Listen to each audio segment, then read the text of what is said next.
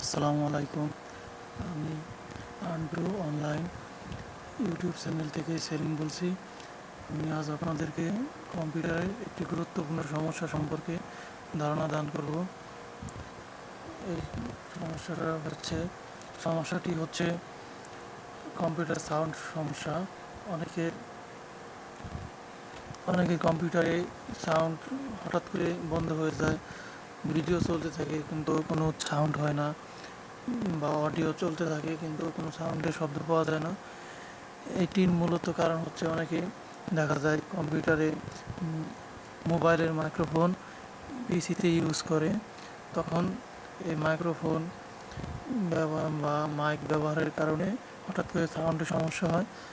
আমি এই সমস্যা কীভাবে সমাধান করা যায় সেই সম্পর্কে ধারণা দান করব। তো চলুন কাজে যাই, কীভাবে সমস্যার সমাধান করা যায়। প্রথমে আপনাদেরকে যেতে হবে এই সার্চ অপশনে। যাদের কম্পিউটারে উইন্ডোজ 10 দিয়ে আছে তাদের এখানে নিচে যাবে, এখানে গিয়ে সার্ভিস লিখবেন, SER সার্ভিস লেখার পর এখানে থেকে উইন্ডোজ সিলেক্ট করে অনেকেই পাবে। তো আমি মাউস থেকে দেখাই, কীভাবে স্ক্রল করে দেখাচ্ছি। এখানে দেখেন লেখা আছে উইন্ডোজ অডিও ইন পয়েন্ট। এখানে আপনি ক্লিক করবেন। প্রথমে ডাবল ক্লিক করার পর এখানে লগ অন এখানে যদি আপনার এখানে আমারটা তো কোনো সমস্যা নাই, দেখে এখানে একটা এই চিহ্নটা আছে।